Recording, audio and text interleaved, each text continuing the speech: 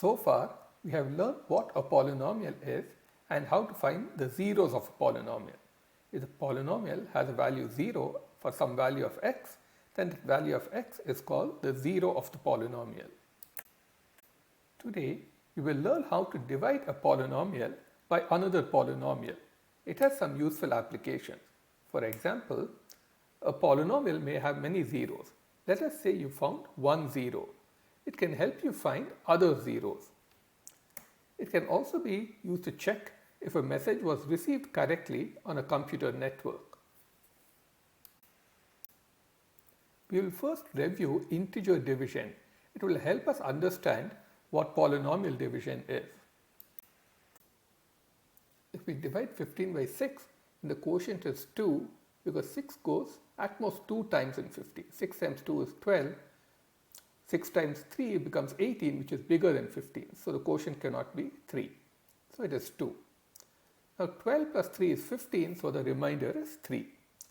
We can also write that 15 equals 6 times 2 plus 3. Can you now divide 22 by 7? What is the quotient? The quotient is 3 because 7 times 3 is 21, which is not bigger than 22. But 7 times 4 will be bigger than 22. What is the remainder? The remainder is 1 because 21 plus 1 will give you 22. How can you write 22? You can write 22 as 7 times 3 plus 1. Okay, so if we divide 22 by 7, then the remainder is 1 and the quotient is 3. We can also say that if we divide 22 by 3, then the quotient is 7 and the remainder is 1. We will now define polynomial division. You will keep in mind that if 15 equals 6 times 2 plus 3, then we say that if we divide 15 by 6, 2 is the quotient and 3 is the remainder. Now, let us look at some polynomials. Let us say that 3x squared plus x plus 1 equals x times 3x plus 1 plus 1. You can check the right hand side. X times 3x gives you 3x squared, x times 1 gives you an x, and outside the bracket you have a 1. So the right hand side is equal to the left hand side. If you compare with integer division, we can say that if 3x squared plus x plus 1 is divided by x, then 3x plus 1 is the quotient and 1 is the remainder. Similarly, we can also say that if we divide 3x squared plus x plus 1 by 3x plus 1, then x is the quotient and 1 is the remainder. Let us look at another example. On the right hand side, if you multiply x by 2x squared, you get 2x cubed, which is there on the left side. If you multiply x by x, you get x squared, which is on the left side. And if you multiply x by 1, you get x, which is also there in the left side. So there is no plus anything here. Okay, so it's like having a plus 0. So the remainder is 0 and the quotient is 2x squared plus x plus 1 when we divide the left hand side by x. When the remainder is 0, we say that x and 2x squared plus x plus 1 are factors of 2x cubed plus x squared plus x. Also, we say that 2x cubed plus x squared plus x is a multiple of x and it is a multiple of 2x squared plus 1. We will use factors in a later lesson, but not too much today. We will look at a simple case where we divide by a monomial. Remember that a monomial has only one term, like x squared. We divide each term of the polynomial by the monomial. Okay. Then we look at all the terms for which the denominator has a lower or equal power as the numerator.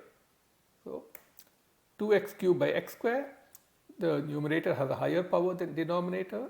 So we say the result is 2x. 4x squared by x squared, numerator and denominator have equal power. The result is 4. Okay. For all other terms, the denominator has a higher power on x. so that does not go in the quotient. Okay, so we have 2x plus 4 as the quotient. 3x by x square is not a polynomial because x square has a higher power than x.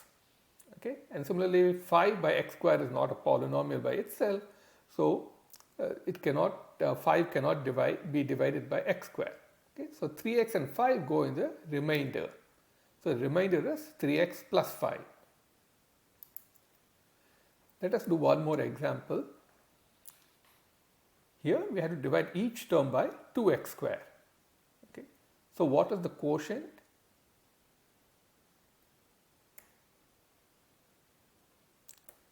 The quotient is 3x square plus 1.5x because 6x power 4 divided by 2x square gives you 3x square. 3x cubed divided by 2x square gives you 1.5x. Okay. 5x has a lower power on x than 2x square, so that goes in the remainder. Okay. What else goes in the remainder? 6 also goes in the remainder. So the remainder is 5x plus 6 because 5x cannot be divided by 2x square, 6 cannot be divided by 2x square. We will now discuss how to divide a polynomial by another polynomial. It is similar to long division by integers. First, we have to write both the polynomials in a standard form with the highest power towards the left. Okay? So for example, instead of writing 1 plus x, I wrote as x plus 1. Instead of writing x plus 3x square minus 1, I wrote it as 3x square plus x minus 1. Next, we look at the highest power of the denominator, that is x, and I look at the highest power in the numerator currently, that is 3x square, and say, what should I multiply this x by to get a 3x square? So I multiply the x by 3x, then I'll get a 3x square. So I write a 3x at the top, and then I multiply the x plus 1 by 3x. 3x times x gives me a 3x square. 3x times 1 gives me a 3x. So now, just like integer division, we have to do a subtraction. Okay, we subtract 3x square plus x minus 1 and 3x square plus 3x. Okay, the 3x square and 3x square cancel. Then I am left with x minus 3x, okay, which is minus 2x. Then I have minus 1 and there is nothing else under it. So the minus 1 remains a minus 1. So now I have to look at how do I divide minus 2x minus 1 by x plus 1. We do the same thing. We say I have to match x and minus 2x. What should I multiply x by to get a minus 2x? If I multiply by minus 2, then I get a minus 2x. So I'll write a minus 2 at the top and I'll multiply x plus 1 by minus 2. I get minus 2x minus 2 because minus 2 times x gives me minus 2x, minus 2 times 1 gives me minus 2. Now I have to do minus 2x minus 1 minus minus 2x minus 2.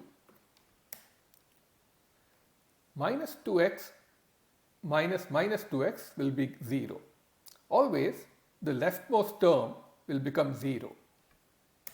Then I have minus 1 minus minus 2. Remember, minus of minus 2 is plus 2. So it is like minus 1 plus 2, which is plus 1. Okay. Now 1 has a lower power on x. It's like 1 times x power 0, which is a lower power than x plus 1. Okay. Because x plus 1 has the highest power as x to the power of 1. So I cannot divide any further. So I have to stop at this point and say a 1 is the remainder. Okay. So I can write this as 3x square plus x minus 1 is x plus 1 multiplied by the number at the top, 3x minus 2, and the remainder is 1. Okay. Another way is to say the quotient is 3x minus 2 and the remainder is 1. Let us do one more example. Remember that we have to write both polynomials with the highest power on the left side. So how would you write this? We'll have 3x power 4 minus 4x cubed. I have left some space because I don't have an x square, and sometimes if I don't leave the space, then we may tend to make a mistake. So I leave some space for the missing x square.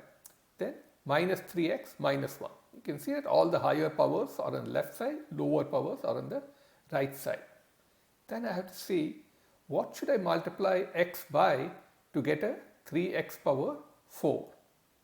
If I multiply x by 3x cubed, I'll get a 3x power 4. Okay, so I write 3x cubed at the top. Then I'll multiply x minus 1 by 3x cubed. So x times 3x cubed gives me 3x power 4. Minus 1 times 3x cubed gives me minus 3x cubed.